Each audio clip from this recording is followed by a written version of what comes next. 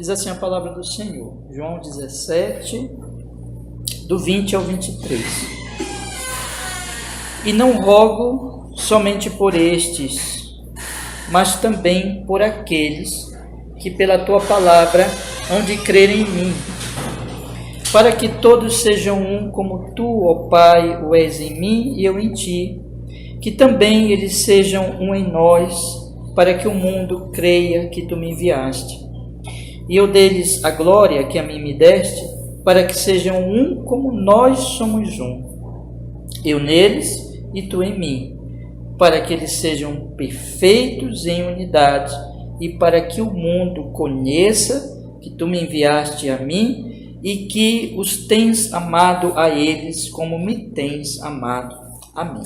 Amém. Vamos orar, meus irmãos. Senhor nosso Deus, neste momento nós suplicamos, Senhor, a instrução do Senhor nesse texto, pelo seu Espírito Santo, que essas verdades, Senhor, que nós vamos buscar aqui extrair desses versículos, de outros textos que nós vamos ler das Escrituras, possam, Senhor, realmente ficarem claras para a nossa alma, Senhor, e nos edifique grandemente, ao mesmo tempo que prepare o nosso coração para receber com humildade, com fé, com obediência à sua palavra, para o nosso bem, Senhor, para a sua glória tão bendita.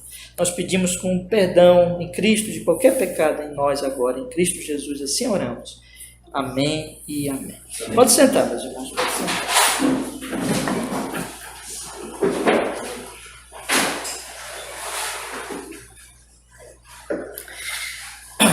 Irmãos, meu propósito hoje à noite é conversar com vocês, meditar com vocês hoje aqui nesses versículos que nós temos estudado, esses 4 versículos aqui, do 20 ao 23, já há algumas semanas.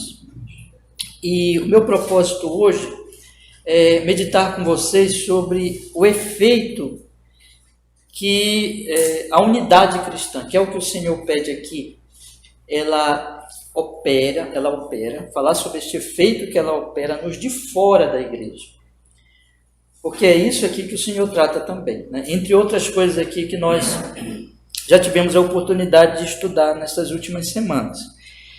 Eu falei para vocês já que esta oração de Nosso Senhor, ela se divide em 3 partes, nós podemos dizer assim. A primeira parte, ele solicita por si, ele faz pedidos por si, solicitações por si mesmo, vai mais ou menos aí até o versículo 6, 8, essa primeira parte. Na segunda parte, ele faz solicitações pelos apóstolos, por aqueles que estavam ali com ele, mais próximo ali naquele momento. E na terceira e última parte, que aí sim começa a partir do versículo 20, vai até o final da oração, Nosso Senhor, ele pede por todos os crentes em geral, suplicando então por eles. E tenho dito também para vocês que essas 3 partes, elas não estão assim desconexas, mas na verdade, quando ele pede pelos apóstolos, os apóstolos são aqueles que vão espalhar a palavra, são aqueles que vão escrever o Novo Testamento, são aqueles que vão então iniciar tudo ali. Quando ele está pedindo pelos apóstolos, ele está pedindo por todos nós. Quando ele pede também por si, que ele faz solicitações por si, ele está também fazendo solicitações pelos apóstolos e por nós. Então, tudo aqui está vinculado, tudo está muito bem relacionado.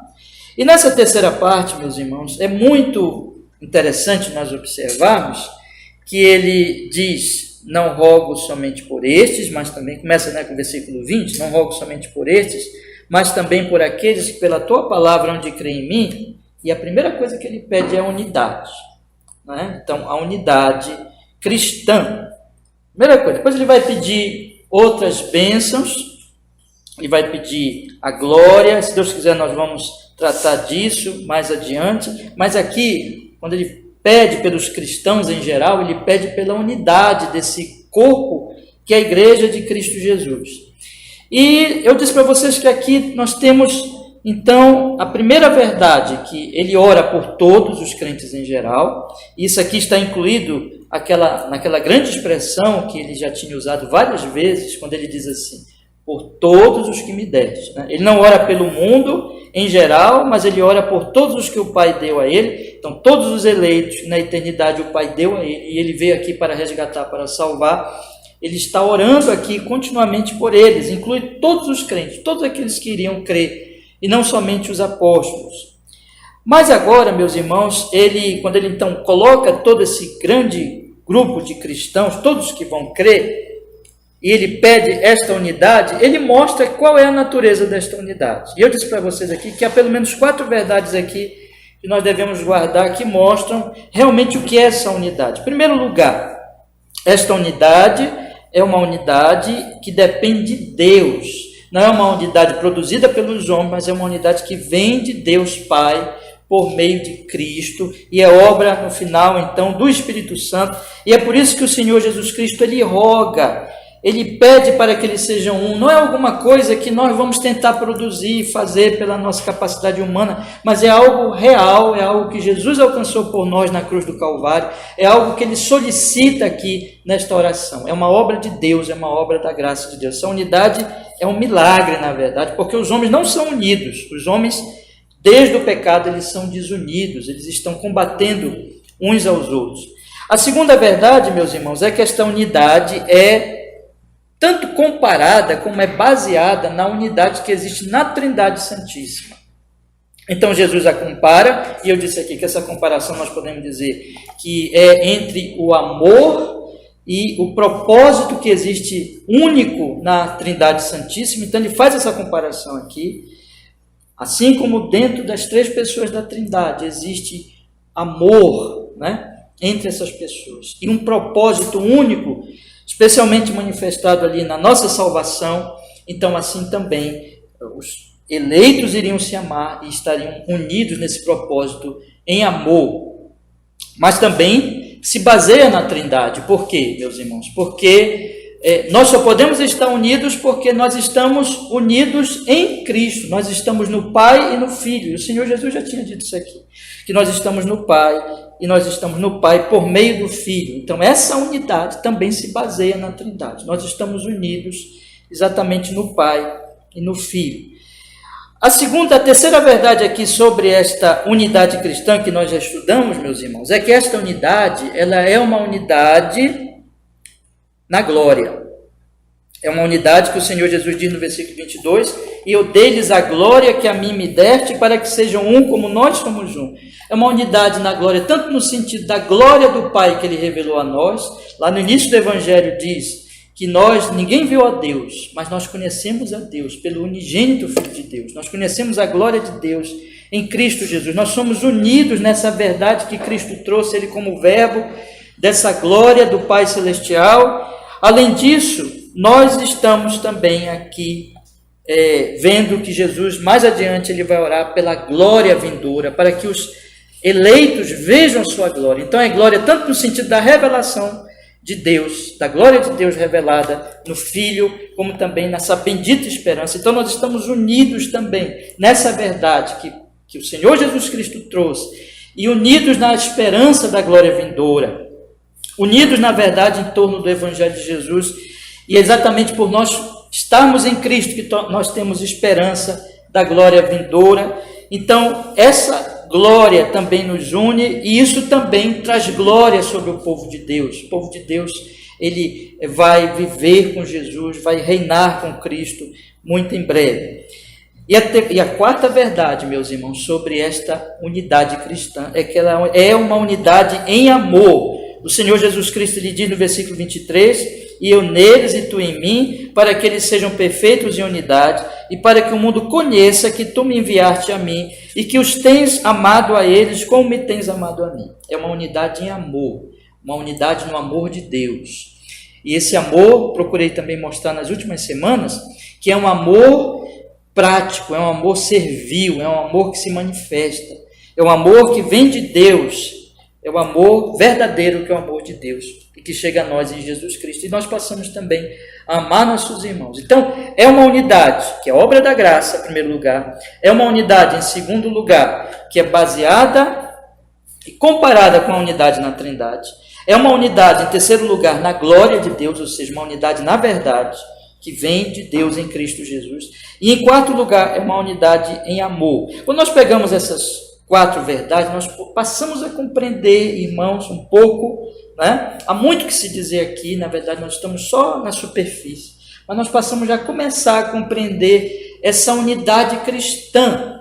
E esta unidade cristã realmente é uma obra, é um milagre. Isso não existe no mundo não existe essa graça de Deus, no mundo existe desunião, no mundo não existe uma unidade baseada em Deus, ao contrário, os homens estão alienados de Deus, afastados de Deus. No mundo não existe nada de uma unidade em torno da verdade do Evangelho, da revelação de Deus, tampouco uma unidade em esperança de vida eterna, na glória vindoura. Os homens não sabem nada disso, os homens não conhecem nada disso.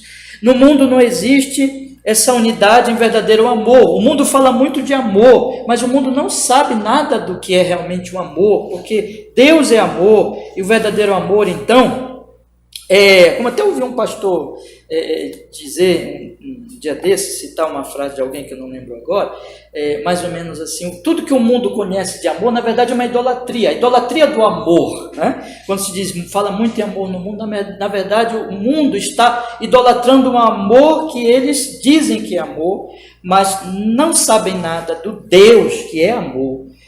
Então o mundo não tem nenhum conhecimento disso, meus irmãos. E esse é o ponto que eu gostaria de destacar agora para vocês.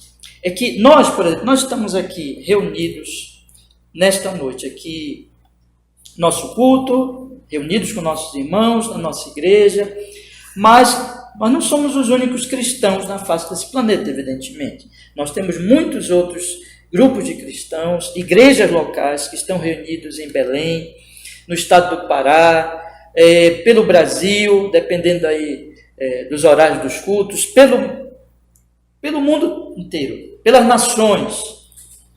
O Evangelho se espalhou e há igrejas em todos os lugares. E essas igrejas, dependendo aí dos fusos horários de cada nação, estão se reunindo, ou já se reuniram, e para adorar a Deus, adorar a Deus em Cristo, pela obra do Espírito Santo, para os ministros do Evangelho vão se levantar por todos os lados e proclamarem o Evangelho de Cristo.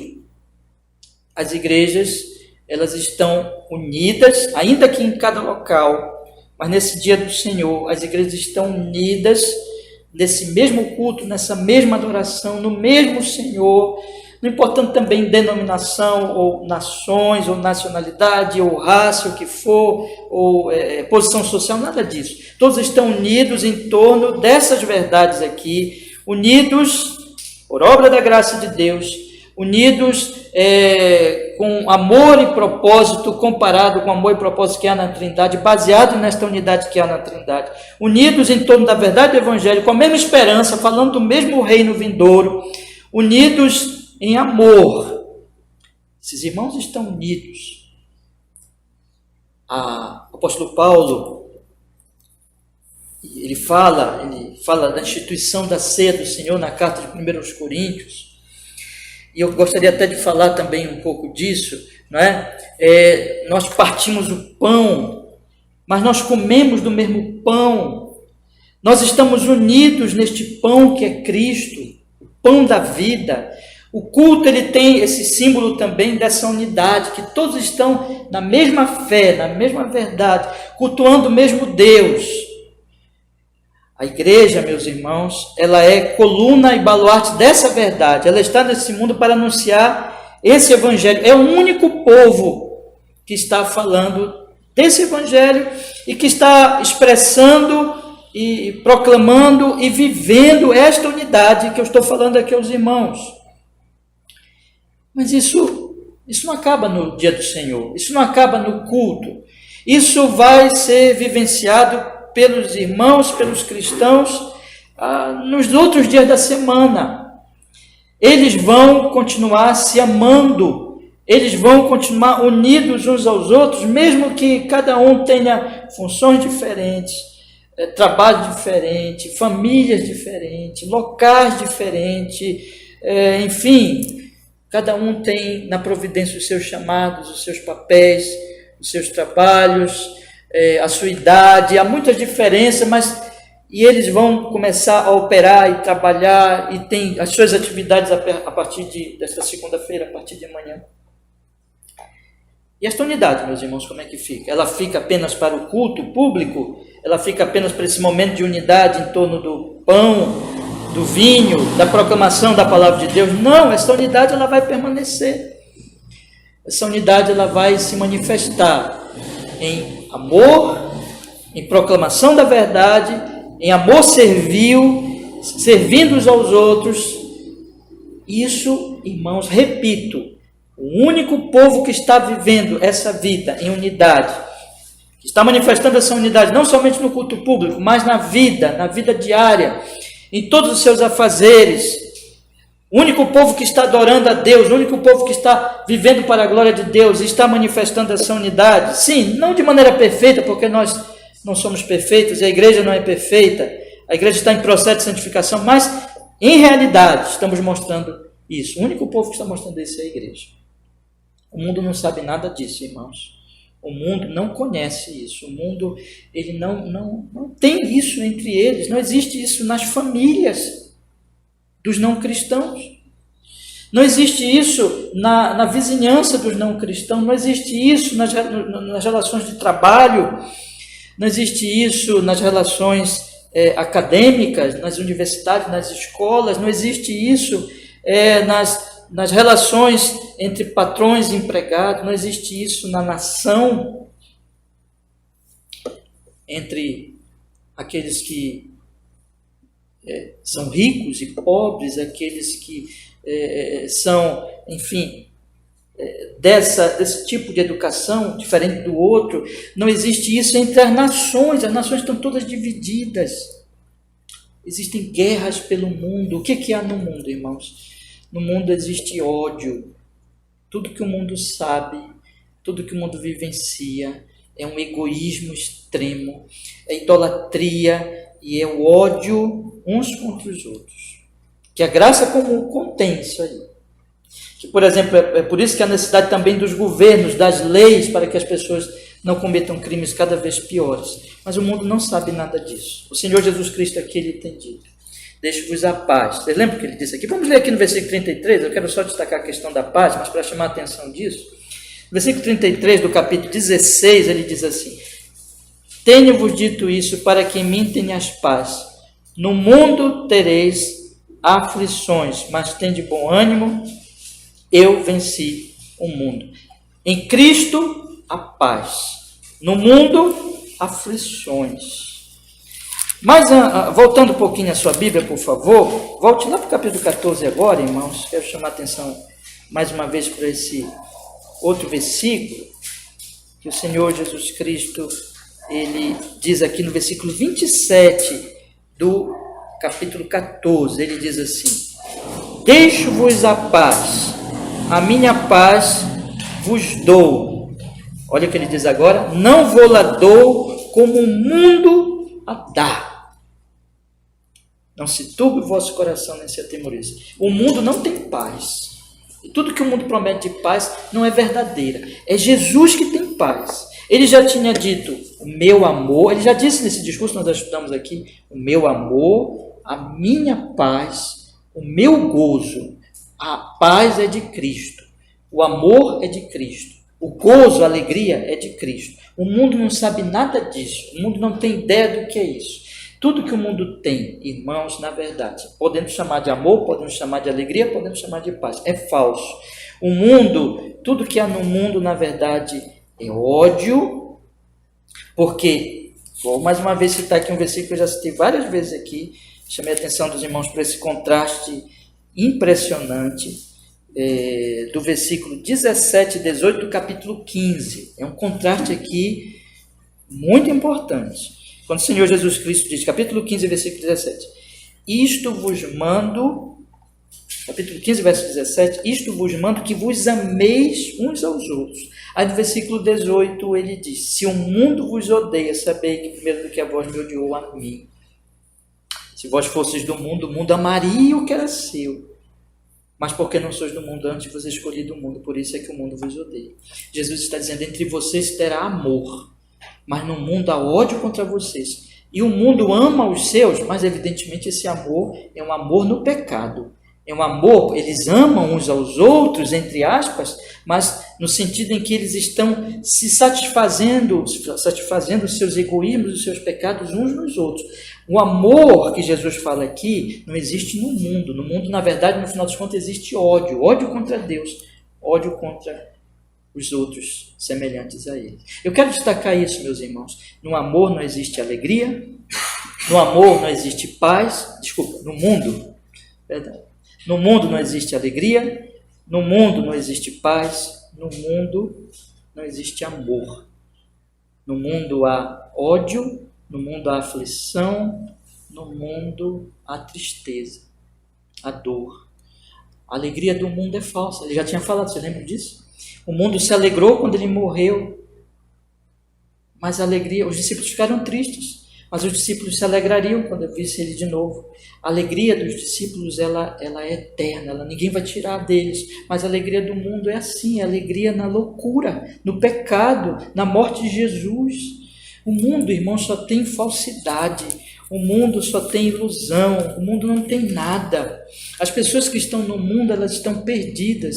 Tudo que elas têm, tudo que elas esperam, no final das contas, elas podem alcançar os amores desta vida, os aplausos desta vida, as alegrias desta vida, a paz desta vida, mas onde tudo vai acabar? No túmulo e no inferno, na miséria eterna, na danação eterna, na perdição eterna. Eles não têm nada, irmãos. Os seus amigos não cristãos, eles não têm nada. Os seus colegas de trabalho, os seus colegas lá da universidade, os seus vizinhos não cristãos, os seus professores não cristãos, os ricos que nós ouvimos falar deles, talvez você conheça algum rico, os ricos que você conhece ou que você ouve falar dele, os poderosos dessa terra, os grandes homens da política que estão aí brigando pelos seus cargos, os poderosos financeiros, os grandes intelectuais, os grandes filósofos, os que escrevem grandes livros, eles não têm nada. Eles vão se perder. Mas eu quero que você pense especialmente naquelas pessoas que estão bem perto de você, bem próximo a você, talvez a sua família, em primeiro lugar a sua família, mas as outras pessoas, todos os seus conhecidos que não são cristãos, irmãos, eles não sabem nada disso que nós estamos falando.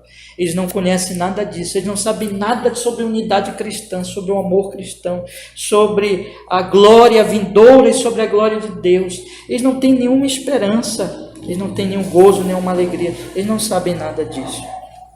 Como é que eles vão saber disso? Como é que eles vão conhecer algo dessas verdades? É por você. Eles vão conhecer isso por mim. Eles vão conhecer isso por nós, eles vão conhecer isso pela igreja, eles vão conhecer, e é aqui que está o grande privilégio que nós temos nesse mundo. Eu vou ainda tratar disso, hoje não dá, mas se Deus quiser, semana que vem, eu quero falar um pouco sobre o envio e a separação, né? Ainda vou ficar aqui nesses textos, nós vamos falar do envio e da separação, porque vocês lembram que o Senhor Jesus Cristo, ele tinha dito aqui, no versículo 18, do capítulo 17 agora, veja o que ele diz. Ele diz assim: assim como tu me enviaste ao mundo, também eu os enviei ao mundo. Ele não nos tira do mundo, mas ele nos envia ao mundo. E aí, irmãos, porém ele nos separa do mundo, nós não somos do mundo. Eu vou falar disso na semana que vem. Mas hoje eu quero chamar a atenção de vocês que nós temos uma missão. Nós temos uma missão, irmãos, para mostrarmos ao mundo o que o mundo não conhece, o que o mundo nada sabe, uma verdade da qual o mundo não tem sabedoria nenhuma, conhecimento nenhum. Porque é isso que o Senhor Jesus Cristo ele diz aqui. Ele diz no versículo 20 e 21. Na segunda parte, ele diz assim: que também eles sejam um em nós. Preste bem atenção nisso. Para que o mundo creia que tu me enviaste. E no final, na metade do versículo 23, ele diz, eu vou ler todo o 23, Ele diz assim: eu neles e tu em mim, para que eles sejam perfeitos em unidade, e para que o mundo conheça que tu me enviaste a mim e que os tens amado a eles como me tens amado a mim. O mundo vai conhecer que Jesus foi enviado pelo Pai. É isso que Jesus está afirmando aqui. Que Jesus foi enviado pelo Pai. E o mundo vai conhecer, além de que ele foi enviado pelo Pai, mas que o Pai ama os discípulos. E como é que ele vai conhecer isso? Como é que o mundo vai conhecer a verdade sobre Cristo como enviado do Pai Celestial? E como é que o mundo vai conhecer, meus irmãos amados, a verdade do amor de Deus por nós, seus discípulos? O mundo vai conhecer, aqui está, pela unidade cristã. A unidade cristã. Isso significa que, aonde o Espírito Santo está operando, aonde a palavra de Deus está realmente sendo proclamada e o Espírito Santo está convertendo corações, está acontecendo algo extraordinário. Essas pessoas estão sendo transformadas pela verdade do Evangelho. E essas pessoas estão se unindo. E elas vão manifestar essa unidade. E essa manifestação da unidade vai fazer com que aqueles que estão lá fora e que não sabem nada disso, eles comecem a saber, eles comecem a conhecer. Então, o que nós chegamos aqui no ponto? Nós chegamos num ponto em que o Senhor Jesus Cristo já tinha dito lá, no finalzinho do capítulo 15, né? Que ele disse assim: vocês vão testificar. Vocês vão testificar. O Espírito vai testificar. E vocês vão testificar. E aqui ele diz: eu envio a eles como o Senhor me enviou, falando com o Pai, né? Nós chegamos então nesse ponto que esse testemunho cristão, esse envio ao mundo, e esse testemunho cristão ao mundo, ele não pode acontecer, ele não acontece jamais sem a unidade. Isso é impossível. Nós não estaremos testemunhando e nós não poderemos ser enviados ao mundo e testemunhar ao mundo e mostrar quem é Jesus sem a unidade cristã. Irmãos, isso é sério, irmãos. Isso é muito sério. Isso é muito sério e nós precisamos trazer isso para a nossa realidade. Nós precisamos trazer isso para a nossa vivência cristã, para esses tempos que nós vivemos, para a nossa realidade nesse mundo, para a nossa realidade como igreja cristã brasileira, para a nossa realidade aqui, no nosso contexto muito específico, porque nós somos uma igreja que está no Brasil. Então, a pergunta que se levanta nesse momento é a seguinte: isso está acontecendo entre nós? Está acontecendo realmente um testemunho cristão? Quero tomar, em primeiro lugar, aqui, nós como igreja local aqui, dessa pequena igreja, neste bairro aqui de Belém do Pará, mas expandir isso na nossa relação com as outras igrejas, como cristãos. A igreja cristã no Brasil, ela está manifestando isso está acontecendo, isso está verdadeiramente ocorrendo, está ocorrendo esse testemunho, está sendo perceptível para o mundo que há algo que eles nada sabem, mas que esse povo chamado cristão eles têm, para que haja testemunho. Tem que ocorrer isso. Senão, não há testemunho. Não há testemunho. Senão, irmãos, toda a nossa proclamação, todo o nosso chamado evangelístico e toda a nossa apologia também, a nossa defesa da fé, tudo que nós estivermos fazendo em termos de anúncio da verdade, se não estiver acompanhada por esta unidade visível, por essa unidade perceptível, se não estiver acontecendo isso, não há testemunho cristão. Eu quero chamar meus irmãos para isso, para refletirem nisso hoje à noite. E eu gostaria hoje de tratar com vocês, eu até já falei demais, né, nesse ponto, mas eu quero, na verdade, agora, verdadeiramente entrar em alguns pontos em que eu quero responder, irmãos, a seguinte verdade. Primeiro, qual é o efeito da unidade cristã sobre o mundo? Primeira pergunta. E a segunda pergunta, por que ela opera este efeito? Né? Sobre isso eu queria falar aqui, procurar ser o mais breve possível. Né? Eu quero fechar aqui esse nosso ponto nesta mensagem, nesta exposição. Eu gostaria de falar de 4 pontos aqui nessa mensagem, irmãos. Primeiro, que esta unidade, ela é uma unidade visível. Primeiro ponto. Segundo ponto, que esta unidade, ela é, na verdade, em amor. Segundo ponto, terceiro ponto, que esta unidade mostra o amor de Deus em Cristo. Esses 3 pontos mostram, enfim, o motivo de que essa unidade vai causar esses efeitos, por esse conjunto de verdades aqui. Eu vou explicar para os irmãos. E por último, eu gostaria de mostrar o efeito, enfim, desta unidade que o Senhor fala aqui, que são 2, basicamente. É a fé e o conhecimento. Eles estão, na verdade, é um efeito só. Né? Porque desde que haja fé, há verdadeiro conhecimento espiritual. Mas vamos então, irmãos, dentro desse nosso caminho aqui, procurar mostrar, enfim, qual é esse efeito da unidade cristã e por que causa esse efeito, pensando no que eu já falei até aqui, ou seja, que isso tudo está entrelaçado com a questão do testemunho cristão e que não há testemunho cristão sem a unidade cristã. Né? Vamos pensar então na questão de que o Senhor Jesus Cristo, ele diz aqui, e eu chamo agora a atenção dos meus irmãos para os versículos. Vamos olhar os versículos aqui, eu quero destacar a primeira verdade. No versículo 21 diz assim: para que todos sejam um, como tu, ó Pai, o és em mim e eu em ti, que também lhes sejam um em nós, para que o mundo creia que tu me enviaste. Ok, agora lá o versículo 23.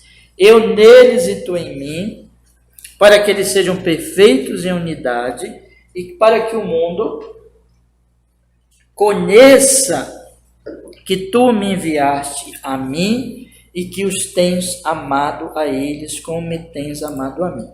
O Senhor Jesus Cristo vai dizer que o mundo ele vai crer que o Senhor Jesus foi enviado por meio de observar a nossa unidade cristã, ter contato com a nossa unidade cristã. Segundo lugar, que o mundo vai conhecer que o Pai, ele diz aqui no versículo 23, que tens amado a eles como me tens amado a mim. O mundo vai conhecer o amor do Pai pelos eleitos, pelos discípulos de Cristo, também quando passarem a ter contato com esta unidade cristã, meus irmãos. Qual é a primeira verdade que nós podemos tirar disso aqui? Bom, se o mundo ele tem percepção de que Jesus Cristo, ele passa a crer que Jesus Cristo foi enviado pelo Pai Celestial a esse mundo, se o mundo passa a perceber que Deus nos ama e ele passa a perceber isso por meio da unidade, isso significa que esta unidade, ela não é alguma coisa que passa despercebido, que passa assim, ela acontece, mas ninguém consegue ver, ninguém consegue perceber. Não, essa é uma unidade que ela é perceptível, que ela está diante dos olhos, que as pessoas olham e as pessoas veem, as pessoas observam, as pessoas elas percebem claramente que existe essa unidade. Não é alguma coisa que se pode esconder, que não é alguma coisa que se consegue esconder, não se consegue esconder. Ela está ali, ela é visível, ela é real. Esse é o meu ponto, irmãos. Ela é visível. Ela é visível. Ela não é alguma coisa tão somente de dizer assim, eu chegar para Carolina, por exemplo, e dizer assim, eu estou unido em Cristo com a irmã Carol, como com todos vocês que estão aqui na nossa igreja agora. Isso não é esta unidade. Isso é uma parte dela. É verdade que existe um pronunciamento, existe uma confissão dessa unidade, mas ela não é isso. Ela é algo que se mostra, que se constata, que se prova, que as pessoas quando dizem, pode dizer assim, esse povo aqui é unido. Como é que isso vai acontecer, meus irmãos? Bom, eu gostaria de sugerir para vocês, para nós entendermos isso, um outro texto de João, só que na carta de João, 1 João, capítulo 3, versículo 18 e 19. 1 João, capítulo 3, versículo 18 e 19. Diz assim João na sua carta, olha só.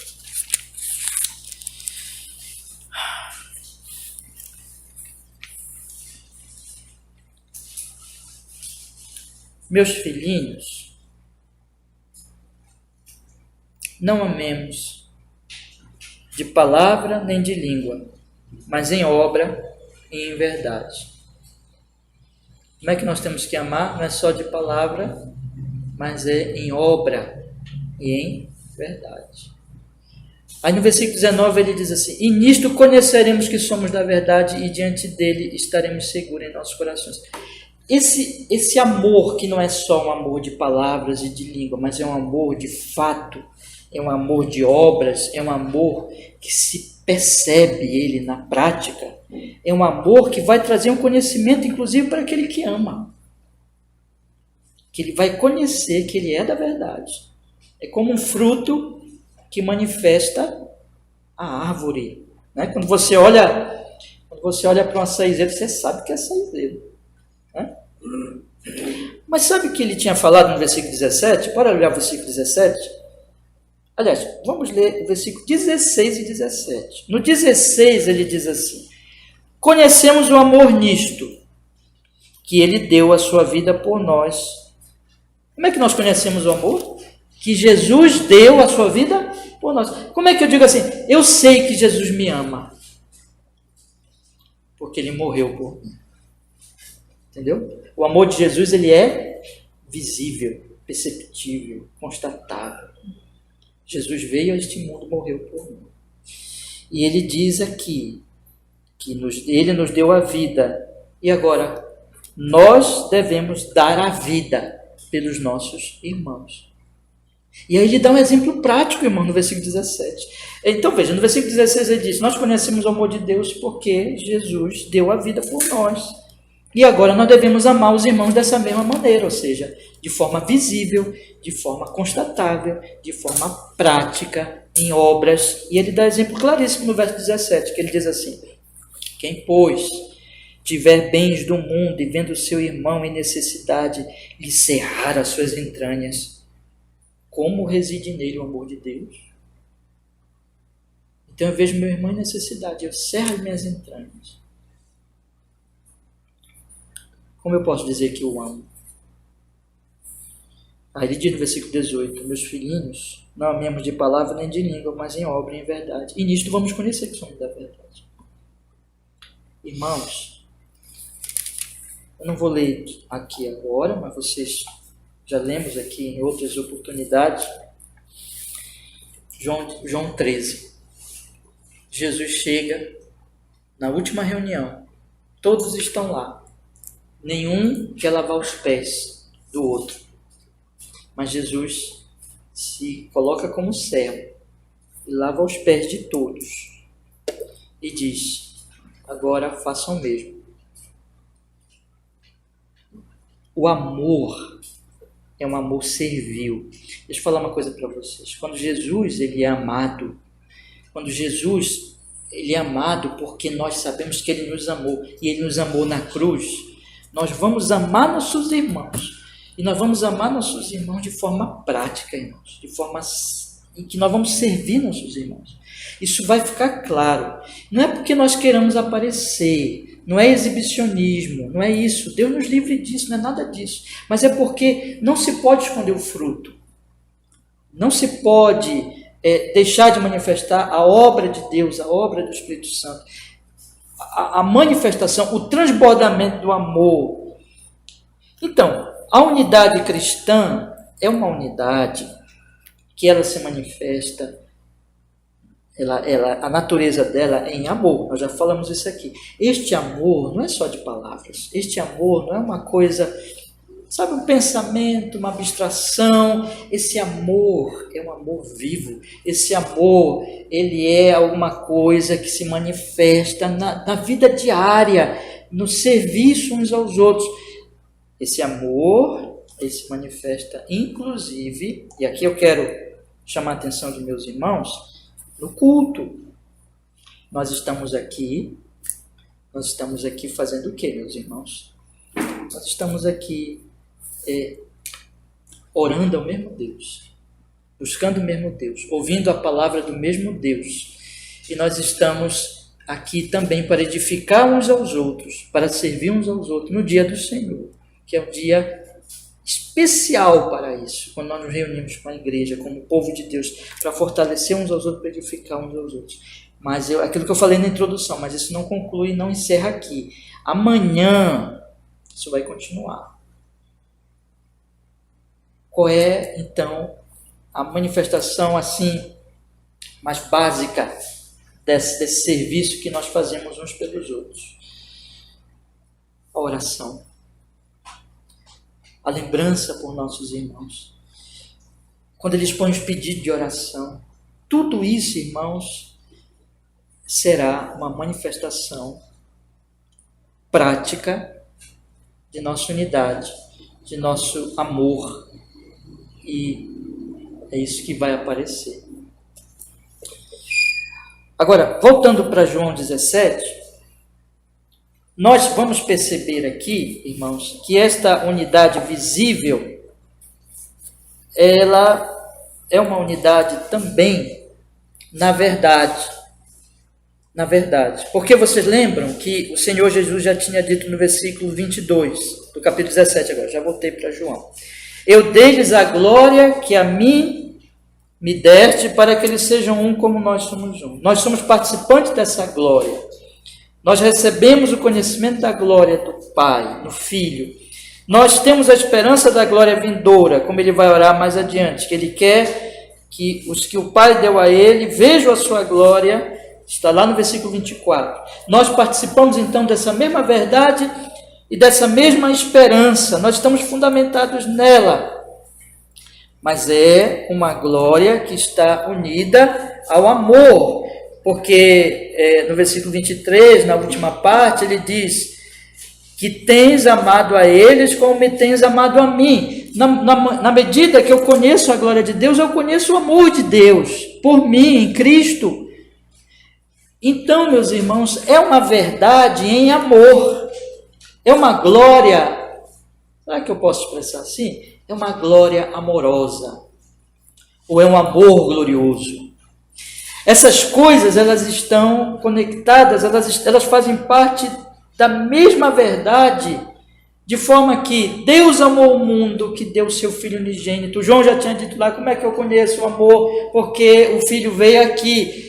Como é que eu conheço o amor do Filho? Porque ele veio morrer por mim. Como é que eu conheço o amor do Pai? É porque o Pai deu o Filho para morrer pelos meus pecados. Portanto, esse conhecimento da glória é um conhecimento do amor.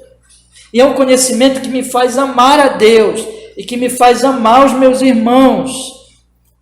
Mas é um conhecimento também que eu vou experimentar no dia a dia, essa glória, essa unidade em torno da verdade e em amor. E para isso eu queria ler um outro texto das Escrituras, irmãos. Agora lá em Efésios, por favor. Efésios capítulo 4, versículos 14 e 15. Por favor, vamos ler também. Efésios capítulo 4, versículos 14 e 15.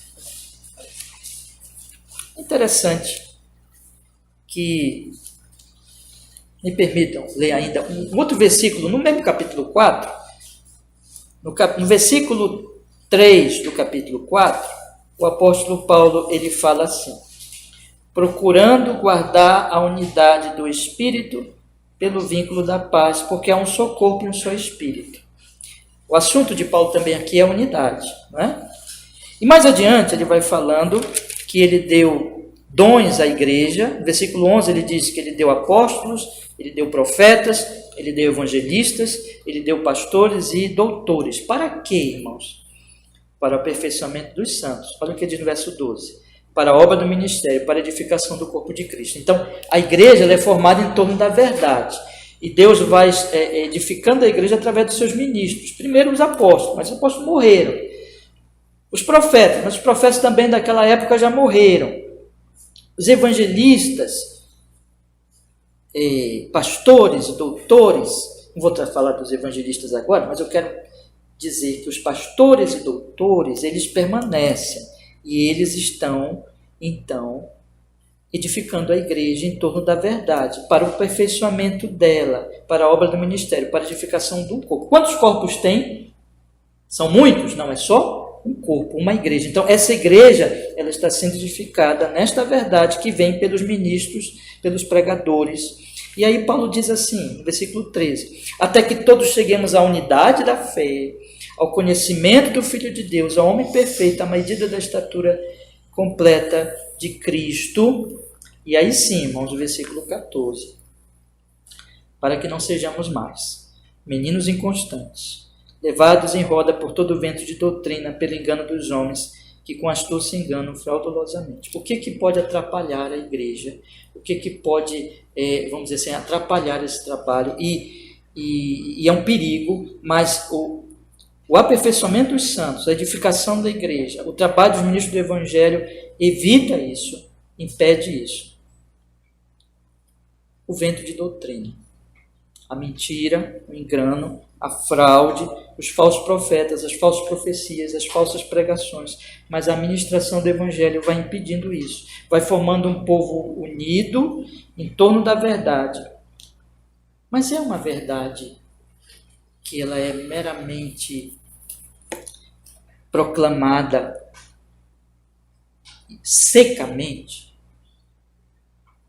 de forma meramente intelectualizada, seca, ou talvez até com um grau de raiva, de ódio. Não, irmãos. O versículo 15 diz, vamos ver agora, diz assim: antes, seguindo a verdade, o que diz aí? Em amor. Cresçamos em tudo naquele que é a cabeça, Cristo. Nunca, quando a verdade é realmente proclamada, existe uma mera intelectualidade. Existe intelectualidade, mas não é apenas isso. Nunca também, quando a verdade ela é realmente proclamada, haverá um ambiente de guerra, de briga, de ódio, de disputa. O que vai acontecer, no final das contas, é que, na medida que essa verdade for compreendida e for unindo, isso vai ser acompanhado pelo amor. Irmãos, aí Paulo continua, né? Ele diz, do qual todo o corpo bem ajustado, ligado pelo auxílio de todas as juntas, segundo a justa operação de cada parte. Operação de cada parte. Vamos ler o 16 aí? Vamos ler. Do qual todo o corpo bem ajustado e ligado pelo auxílio de todas as juntas, segundo a justa operação de cada parte, faz aumento do corpo para a sua edificação, em quê? Em amor.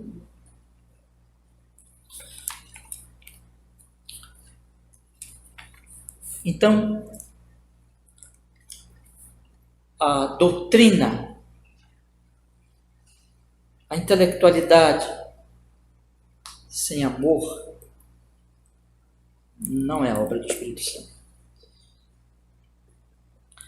Ou quando está se despertando raiva, ódio contra o outro, e se dizendo defensor da verdade do Evangelho, digamos assim, irmãos, ou defesa da verdade, digamos, eu vou falar aqui, uma defesa raivosa, uma defesa em ódio, uma apologia cheia de ódio. Não, isso não é do Espírito Santo. Quando eu odeio o outro, quando eu quero destruir o outro, quando eu quero vencer simplesmente um debate, ou o meu lado, o que é? Onde existe isso, irmãos? No mundo. Mas onde o Espírito Santo está agindo, onde o Evangelho está sendo proclamado, a igreja vai sendo unida em amor. Vai existir a edificação do corpo em amor. Haverá o seguir da verdade em amor. Haverá a proclamação da verdade em amor. Mas qual é o amor do mundo? O amor sentimental, meramente? Um amor que o mundo entende? Não. O amor que vem do conhecimento da verdade, do conhecimento do verdadeiro amor que eu conheço em Cristo, é o amor de Deus. É o amor servil. É o amor em que quando eu proclamo a verdade, o meu desejo sincero é que você seja edificado na verdade. Eu não quero destruir você. Eu estou amando você. Eu estou instruindo você. Eu estou orando por você. É o amor em que, na medida que você vai entendendo, você também vai amando, e você vai me amando, e nós vamos estar cada vez mais unidos nesse amor de Deus, porque a proclamação da verdade nada mais é do que a proclamação do amor de Deus em Cristo, o amor prático que Deus deu ao seu Filho, do Filho que veio morrer na cruz, que veio nos servir, irmãos. É um amor, mostrar a verdade em amor. E, portanto, e aqui eu já vou para o meu terceiro ponto. Voltando para o João 17, versículo 23, é uma unidade que, no final das contas, ela vai mostrar o amor de Deus. Porque é isso que Jesus está falando no versículo 23. Vamos ler o versículo 23 do capítulo 17. Ele diz assim: eu neles e tu em mim, para que eles sejam perfeitos em unidade, e para que o mundo conheça que tu me enviaste a mim, e que os tens amado a eles, como me tens amado a mim. Veja, o mundo vai conhecer que o Pai Celestial, eu vou ler aqui, o mundo conheça que tu me enviaste a mim, e que os tens amado a eles. Como? Como me tens amado a mim. Quer dizer que este amor vai ser conhecido pelo mundo. Que amor é esse? É o amor de Deus. É o amor que, em primeiro lugar, é o amor na Trindade. É o amor que o Pai ele tem pelo Filho. Mas este amor, que Deus é amor, é o amor de Deus, ele chega a mim, evidentemente, no Senhor Jesus, porque quem enviou Jesus? O Pai. Deus amou o mundo de tal maneira que deu o seu Filho. Este amor se manifesta no envio de Jesus, e envio de Jesus para morrer pelos seus amados, a sua igreja amada. E o mundo ele vai conhecer o amor que o Pai tem por eles. Como, irmãos? Pela proclamação amorosa que eles fazem ao próprio mundo, anunciando com amor o Evangelho, pela edificação de uns aos outros amorosa, em que eles servem uns aos outros, procurando edificar uns aos outros em amor. Tudo isso é perceptível, tudo isso é constatável, tudo isso eles percebem. E pelo amor servil, no serviço uns aos outros, que o mundo também observa, que o mundo também nota. O mundo começa a constatar e dizer assim: por que esse povo se ama tanto? Por que eles servem uns aos outros? Por que eles procuram, eles se amam, e eles se amam dessa forma tão visível, tão prática? é porque eu já tenho ouvido deles, eles já têm dado testemunho de que Deus os amou. E de que Deus os amou no Filho dele, em Cristo.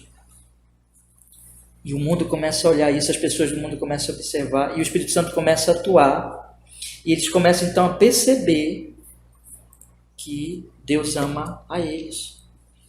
Deus os ama, por isso que eles se amam. Que o amor deles é resultado do amor do Pai por eles.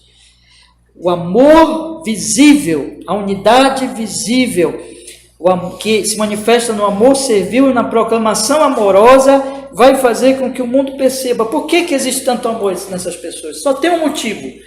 Esse motivo não está no mundo, esse motivo não está em nenhum lugar, esse motivo não está nos homens, porque tudo que as pessoas olham é egoísmo, maldade, corrupção, perversão, egoísmo. Esse amor tem que vir de Deus. Esse amor vem de Deus. Esse amor vem do Pai Celestial. Irmãos, e aí eu chego no último ponto. Porque aqui está o efeito. Qual é o efeito? Enfim, já até disse, mas agora eu quero destacar. Qual é o efeito? Jesus diz que o efeito é fé e conhecimento. Vamos ler aqui o versículo 21. Vamos ler todo o 21. O Senhor Jesus diz assim: para que todos sejam um, como tu, ó Pai, o és em mim e eu em ti, que também eles sejam um em nós, para que o mundo creia que tu me enviaste. Irmãos, o mundo, nós somos enviados ao mundo. Nós somos enviados ao mundo para proclamar este evangelho da graça de Deus.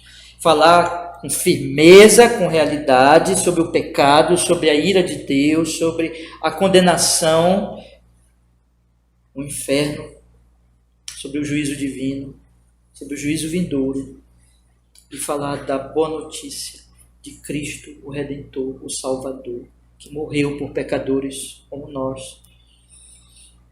Chamar as pessoas para o arrependimento, para a fé nele.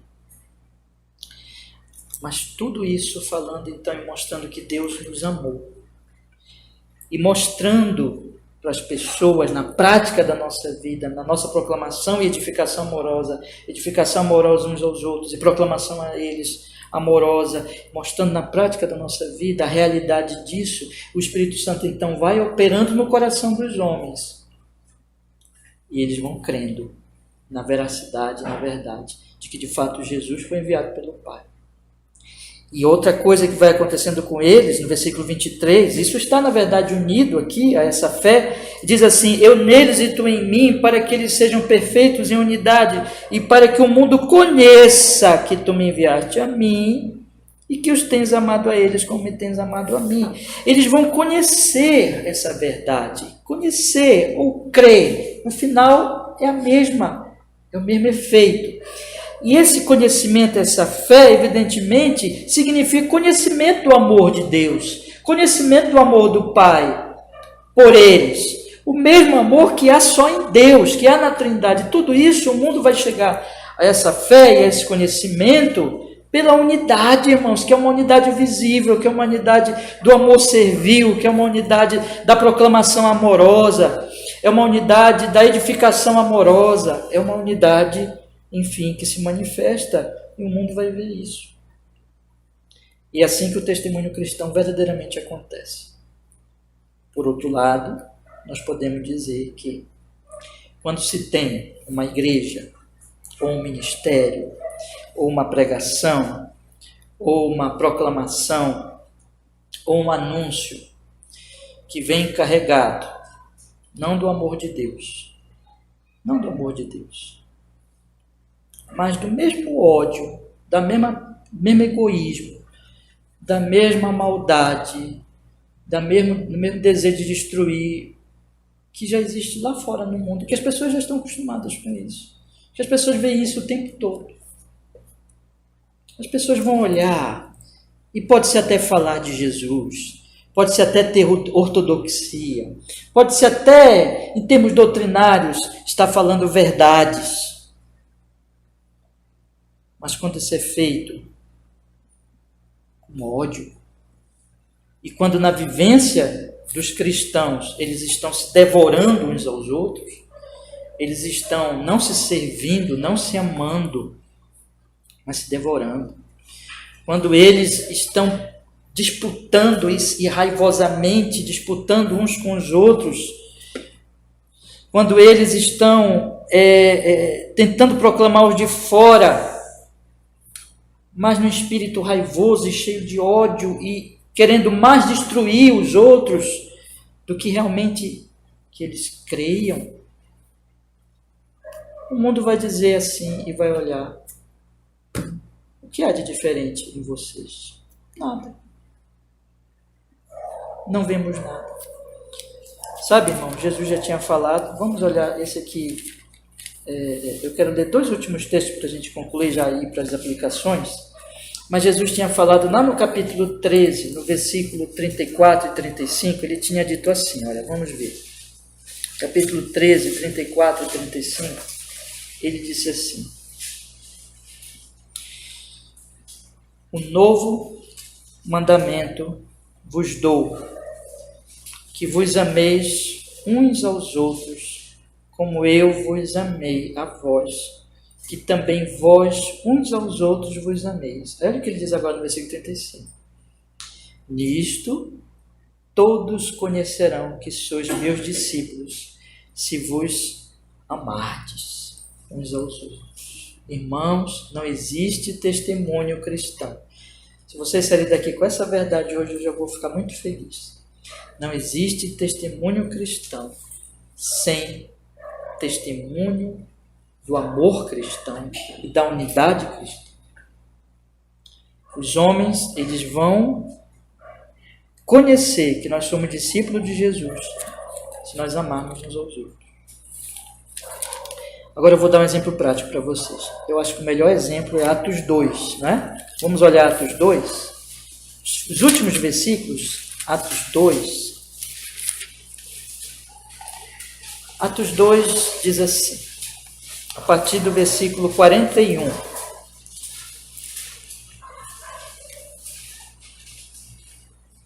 Atos 2, 41. De sorte que foram batizados os que de bom grado receberam a sua palavra. E naquele dia agregaram-se quase 3.000 almas. Perseveravam na doutrina dos apóstolos e na comunhão, no partir do pão e nas orações. Em toda a alma havia temor e muitas maravilhas e sinais faziam pelos apóstolos. Eles tinham comunhão na doutrina, eles tinham comunhão no culto, partir do pão, nas orações. E eles tinham comunhão no serviço. Olha o que diz o versículo 44. E todos que criam estavam juntos, todos tinham tudo em comum, vendiam as suas propriedades e bens, repartiam todos, segundo cada um havia de mister. E perseveravam unânimes todos os dias no templo, partiam o pão de casa em casa, comiam juntos com alegria e singeleza de coração. Então era comunhão na doutrina, comunhão no culto, comunhão servil, comunhão em que não tinha um irmão passando fome, porque eles serviam uns aos outros. Ainda que isso não seja um modelo para que nós pratiquemos exatamente assim, mas o princípio permanece. O princípio desse amor servil. E qual é o efeito, irmãos? Versículo 47. Louvando a Deus e caindo na graça dos de fora, do povo lá fora. E qual era o efeito final? E todos os dias acrescentava o Senhor à igreja aqueles que se haviam de salvar. Mas se os irmãos me permitem, mais um exemplo, pra gente, aqui a gente encerra mesmo, tá bom? Lá em Atos 7 agora. Atos 7.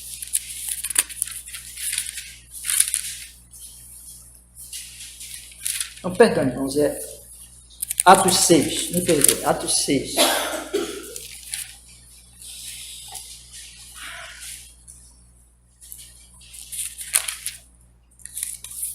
Desculpa, é 7 mesmo, tá? Desculpa. 7 mesmo. Agora, lá no finalzinho do 7. Estevão pregou, primeiro mártir da igreja, e eu quero fazer o contraste entre o que estava nos apedrejadores e entre o que estava em Estevão. Versículo 54. E ouvindo eles isto, enfureciam-se em seus corações e rangiam os dentes contra ele. O que tinha nos apedrejadores? Fúria e ranger de dentes. O que tinha em Estevão? Versículo 25. Mas ele, estando cheio do Espírito Santo, fixando os olhos no céu, viu a glória de Deus e Jesus, que estava à direita de Deus, e disse: Eis que vejo os céus abertos e o Filho do Homem que está em pé à mão direita de Deus. Estevão viu Cristo. O que havia nos apedrejadores? Versículo 57. Mas eles gritaram com grande voz, taparam os ouvidos, arremeteram unânimes contra ele, não queriam saber dessa verdade, eles estavam cheios de fúrias, a verdade eles não queriam ouvir. E expulsando da cidade o apedrejaram, e as testemunhas depuseram as suas capas aos pés de um jovem chamado Saulo, que depois veio a se converter. Com certeza isso teve um efeito sobre Saulo. E o que Estevão tinha no coração, enquanto era apedrejado, irmãos amados? Ele diz, e apedrejava Estevão, que em invocação dizia: Senhor Jesus, recebe o meu espírito. E pondo-se de joelhos, clamou com grande voz: Senhor, não lhes imputes este pecado. Eu acho que não consigo imaginar um exemplo de testemunho mais amoroso do que de Estevão, pelo menos aqui me parece, que estava orando pelos apedrejadores. Irmãos, isso é cristianismo. Isso é cristianismo, gente. Isso é o testemunho amoroso, meus irmãos. Isso é, ele viu Cristo, ele seguiu o exemplo de Cristo, que também orou por aqueles que estavam crucificando ele. Ele expressou. Saulo estava lá. Podemos crer que houve um impacto em Saulo também. Ele expressou o que é o testemunho e a unidade em torno da verdade. Eu quero dizer aos irmãos que quando o Espírito Santo está agindo, a nossa proclamação se parece com a de Estevão. A nossa vida se parece cada vez mais com a de Estevão. Mas quando não é Deus, quando somos nós mesmos, nosso pecado, aí existe toda essa raiva, existe toda essa fúria. E aí não existe testemunho cristão. Eu queria encerrar, irmãos, com 4 aplicações rápidas. Primeiro, esse exemplo de Estevão, inclusive, tudo que nós estudamos aqui, ele manifesta esse primeiro conselho, ele apoia esse primeiro conselho que eu quero lhes dar. Nós temos que amar e temos que amar nossos irmãos como Jesus amou. Então nós temos que meditar muito em Jesus, no amor de Deus em Cristo, no amor de Cristo em morrer por nós. Temos que pensar muito nisso.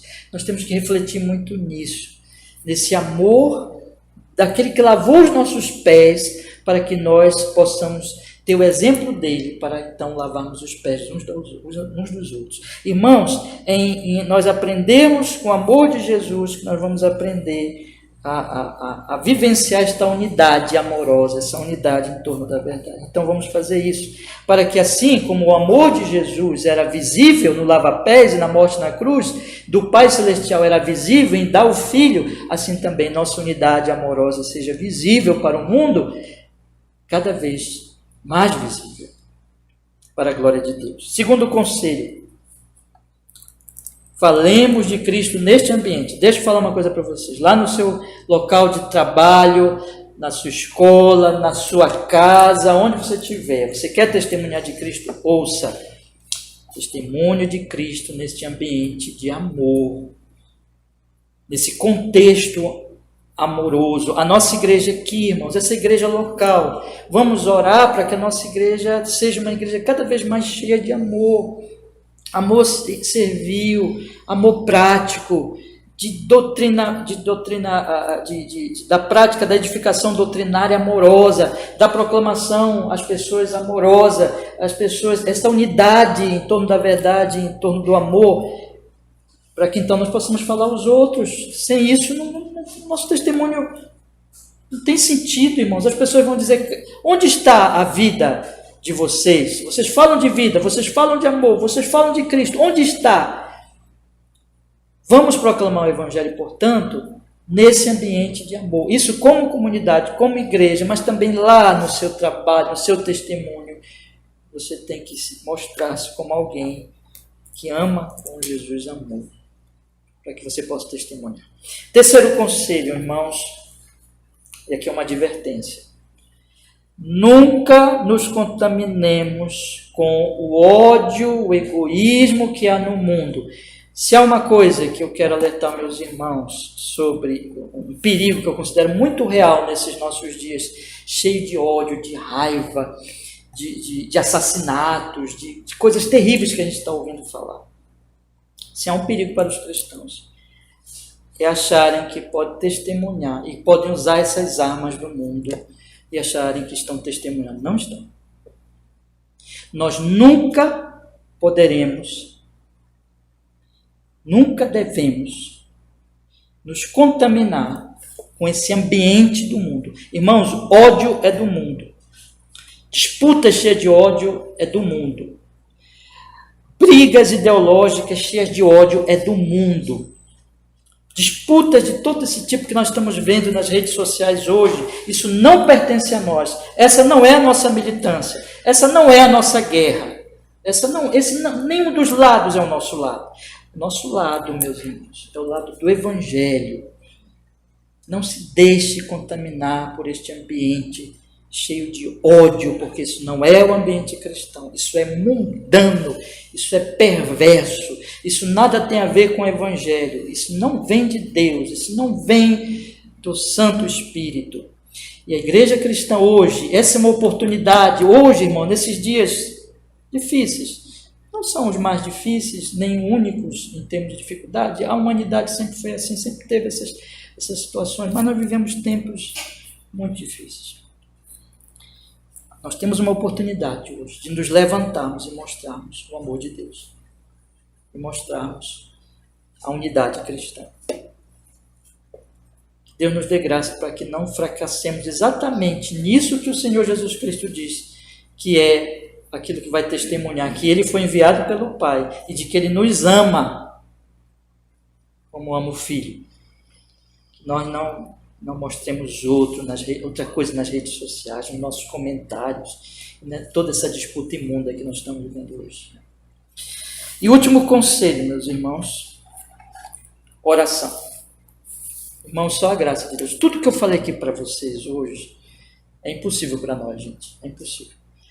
É obra do Espírito Santo. É obra da graça de Deus. Porque por nós, tudo que há. Egoísmo, raiva, ódio, não queremos servir, queremos ser servidos.